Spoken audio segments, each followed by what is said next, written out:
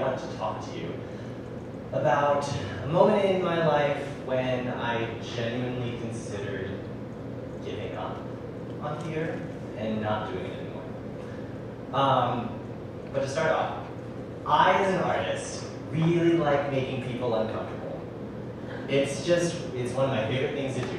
If I can get myself dressed up in a bunch of makeup, go out on the street, and come in and say, ask you questions and touch you and stroke you and bother you and make you uncomfortable and squirm and things of that sort.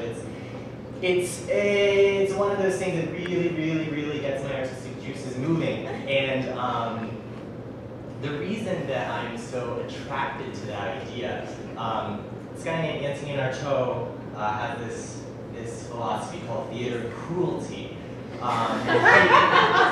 It's not nearly as cruel as it sounds, in a sense. What he puts forth with that idea is that theater is not meant to just entertain. It's meant to bring the audience to a place of vulnerability, to a place of allowing themselves to feel and find themselves in uncomfortable situations so that they can connect and realize that they are actually no different from the maniacs that are on this stage, from Mackers, who is killing all of these people because he wants, because he wanted to be king and then became king and wants to keep it that way and doesn't want anybody to get in his way about it. Really, that's not any different from any of us. I want to be the very best, like no one ever was, and I'm gonna get rid of anyone who's gonna get in my way about it. There are a lot of us that think that way. Even if we wouldn't go so far as to actually murder, we have that capacity. And that's what theater cruelty is about, and that is why I like to make people uncomfortable. It allows us to open ourselves to the possibility that I could do that. That could possibly be me. He made one choice differently than I might, and that's why he's on that stage and I'm not. All that being said, I as an artist really like making people uncomfortable. Two stories about that real quick. First, I did a show, an adaptation of Euripides and Medea. For those of you who don't know, she's married to this guy named Jason, and Jason, they've been having married for a while, they've got 2 kids, and then all of a sudden Jason's like, oh hey Medea, actually I'm gonna go over here and marry this princess because she's got a lot of money and power and stuff. See ya! And she's like, nope, I'm gonna kill your kids. And she kills his kids, and that's what he's left with.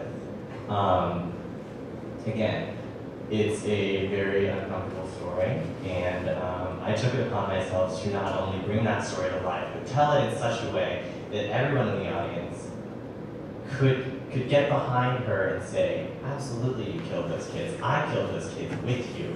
We did that together. That's what we're about.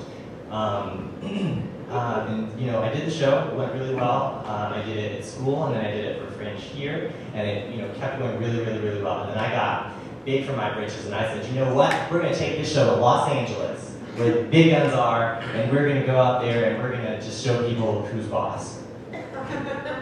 So we went to LA with this show, and the first night we got out there, we had a huge audience of 1 person.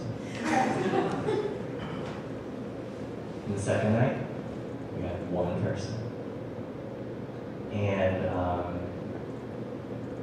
it was disheartening, to say the least, not to mention incredibly expensive. But it ended up revitalizing me and reminding me that what I was doing was actually worthwhile. Because by the end of our run, we had an audience of 14, which is still very small, but starting at 1 and getting to 14, that's a 1,400% increase in attendance. Not to mention though barely anyone saw our show while we were there, we won an award for our production of outstanding contribution of blah. It was cool. But for me, it reminded me that what I was doing my idea about allowing people to be uncomfortable is, valid and worthwhile, and it does bring something to the art that I want to do. So anyway, that happened. I'm all about making people uncomfortable. Yeah. Kept doing work, kept doing shows, lots and lots of shows. And then I started to not enjoy it anymore. I wasn't getting the same thing out of it. It wasn't doing it for me anymore, and I couldn't figure out why. And then I got a phone call from my mom. This was in June of 2010. My mom called to say that my dad had recently been diagnosed with multiple myeloma. It's a terminal cancer of the plasma cells in your blood, and that it was terminal. It is a very uncommon cancer, so there's not much research on it. There's nothing that we can do. He is going to die. And that obviously was a very traumatic moment in my life. Up until that point in my life, it was one of those moments that remind that you have to go through as you're growing up, where you realize your parents are not invincible. No, they can't destroy all the monsters that are hiding in your closet. They're just people, just like you. And it was a very hard time for me. And in that, I sort of came to this realization that I like to make people uncomfortable with my work. What I don't do is allow myself to be uncomfortable in the work. And so I said, okay, I have an opportunity here. I have an opportunity to take something that is incredibly uncomfortable for me, this new thing that I'm dealing with my dad and our relationship, and can I turn my lens on myself and allow myself to be uncomfortable in the work, the way that I try so hard to make you guys uncomfortable. And so I decided, okay, let's see where this goes. What happens if I allow myself into the work in this way? And so I started working on this piece called I'm Here Pan. Some of you may have seen it. And it was a pretty biographical piece for me, and I was nervous about it the whole time. More nervous about doing this show than anything I'd ever done in my entire life, because I just wasn't sure. Because there's so much of me in it. I didn't know anything. I was uncomfortable. I was very uncomfortable.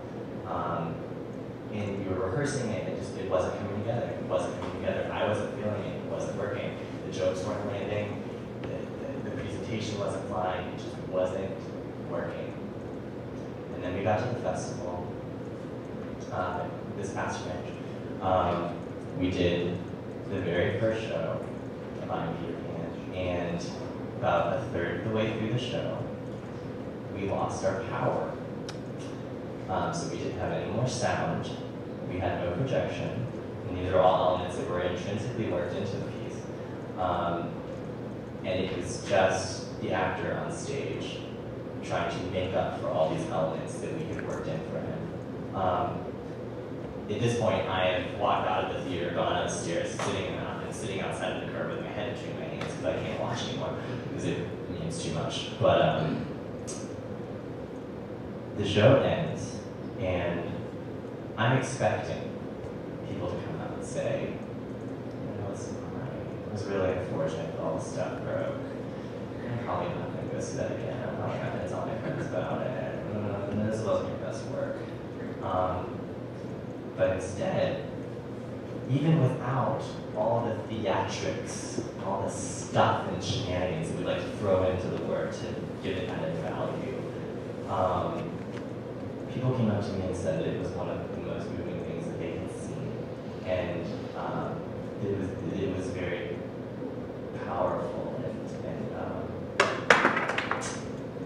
and hopeful and reassuring. And it struck me in that moment that that was what I was missing, I guess. I had spent so much time trying to make everyone else uncomfortable with my art that I forgot myself, and I forgot how to keep myself in the art. And similar to what Amy was speaking of earlier, that's what allows the art to really sing. When I myself am connected and feeling what's going on.